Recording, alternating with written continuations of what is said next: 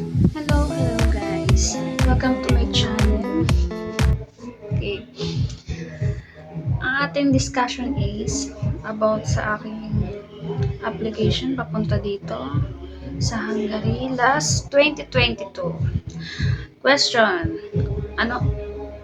Sino ang aking agency? Ang aking agency ay si ABA Personal Service, INC, and ang dati kong company is Flextronics sa Legacy. But so, sa kasamaang palad na early early end contract kami. 1 year and 6 months. So andito na kami sa bago naming company sa Pornete. Ang ito sa bago naming company, another 2 years contract kami. So straight po yun na wala po kaming talagang uwian sa Pinas. Pero kung gusto namin umuwi ng Pilipinas, siyempre, sagot namin ang pamasahe. Yung ito. Ang kadalasan ng mga tanong sa akin sa TikTok, kung may placement fee ba si Aba? Wala pong placement fee si Aba.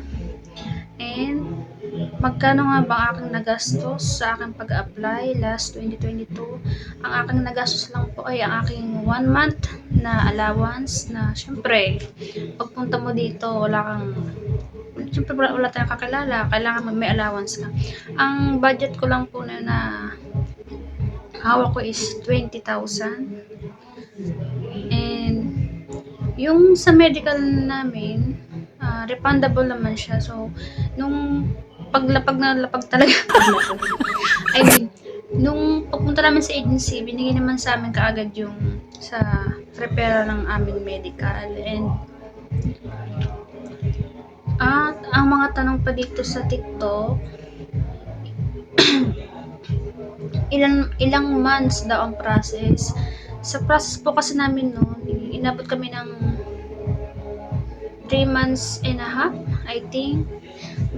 Pero kasi nag-start ang application ko noon, simula ay May 2022, tapos nag-flight ako September 18, 2022. So magto 2 years na po ako next month. Ay, magpasensya nyo na. Nahihiya pa ako. Eto, sige. Sa mga nagtatanong ng qualification, eto. Ang qualification po ni Aba is high school graduate, at least 5'3" in height, then with experience in production operator or factory worker. And sa nagtatanong po, kasi may nagtanong sa akin dito sa TikTok kung may exam ba sa ABA. Sa amin po kasi noon sa Flex, nung nag-apply kami sa Pilipinas, wala po kami exam. Pero ngayon po, kasi may mga hawak silang ibang company, meron pong exam meron pong exam. Tsaka, pero yung ano ba yun? Nakalimutan ko na. Pero meron po sila talagang exam. Nakadepende lang siguro sa company na pupuntahan mo kung magpapa-exam si employer, ganyan. Pero ang employer po namin is si Jobtain. Eto pa ang tanong, magkano ang sweldo? Usapang sweldo tayo. Kasi ako, ang position ko sa Flex is quality control and assurance. So, ang magkakaiba po kami ng rate ng operator, ng SMT, operator, ng material handler and repair. So, magkano nga ba ang rate ko? Sige, sabihin na nga natin. Ang rate ko po is 5K HUF. So, magkano nga ba ang malinis na sinasahod ko? Sumasahod po ako ng malinis na 300 20 Hungarian forint po. Kayo na lang po bahala mag-convert kung magkano yung sa 320 na yun, meron ng dalawang overtime. Pero may time din naman na umabot ng 335k Hungarian forint yung aking sinahod.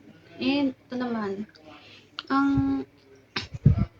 sa mga nagsasabi na pangit din sa pangit sa company ng Flex na yan, ganyan, mababang sahod. Siyempre, ako bilang first time na pumunta dito magtrabaho sa abroad sa yung sinasahod ko kasi na yung malinis ang 50k sa peso, hindi mo naman yun kikitain sa Pilipinas. Pero syempre iba tayo ng paniniwala ba, kasi di ba kasi yung iba yung mga rate nila, kagaya sa operator, nasahod sila ng sabihin natin 35k to 40k. Syempre yung iba naghahangat pa silang medyo malaki-laking sahod kasi nga syempre kinasanayan nila yung malaking sahod. Ako naman first time kong sumahod ng 50k in a month na malinis na. Syempre dito kasi nung nasa Laguna ako, magkano sinasahod ko? Yung 15 days ko, magkano yun? 4,000 lang, minsan 3,000. So, syempre, sa akin, nakakatawa yung sumahod ka ng 50,000, ganyan. Tapos, yung mga tanong pa nila ngayon, syempre, kagaya namin na natapos yung kontrata namin kay Flex ng 1 year and 6 months. Bakit nga ba biglang na-end? Ang nangyari kasi nun, yung mga dating mga quality na lokal na nasa ibang site, nilipat sa site namin. So kami, syempre, dayuhan tayo dito. Yung mga dayuhan na matataas ang position, sila yung in-adapt contract. So mabuti naman ang aming employer dito, hinanapan kami ng company. Yun. Kaya ang company na pinapasokan ngayon is food company. So bread company po ang aming ang trabaho ko dito, machine servant. Ano nga bang ginagawa ng machine servant? So, syempre, nagbubuhat ka ng margarine. Minsan, tagatulak ka ng palaman. Tapos, minsan, nagtitimbang ka naman ng tinapay, ganyan. Kumbaga, depende kung saan ka ilagay na pwesto. Pero, kung tutuusin, kung sa akin lang mas maganda yung company ni Flex compare sa bagong company na pinapasokan ko ngayon. Syempre, kinasanayan ko magtrabaho sa electronics company, tapos biglang ililipat ka sa food company. Syempre, yung ambience kasi ng company na pinanggalingan namin, syempre, masaya doon. Kasi nga, syempre, yung bang kaibigan mo na yung mga lokal, mga kasama mo, tsaka yung bang ang gaan yung pakiramdam mo doon, at yung ang tulong sa pamilya na, diba? Pero ayun na, sa mga pero putulin ko na. Pero ito na yung requirements na papunta dito. Dapat meron kang valid passport, COE, and CB, TOR, diploma. Yan. COE po, huwag kayong kukuha kung saan. I mean, huwag kayong magdadala ng COE. Yun lang. And, yung sa mga sa benefits na company, sa natin namin pabili sa syempre, may minimum 20 days na paid annual leave, may food allowance, kami na 22,000 Hungarian forint, and may meron din kami na health card. So, magagamit mo naman siya sa mga kung may sakit ka, yan. And yung sa transpo naman, may shuttle service, free accommodation, free electricity, free wifi. So, hanggang doon na lang ang masasabi. Kung meron pa akong may share,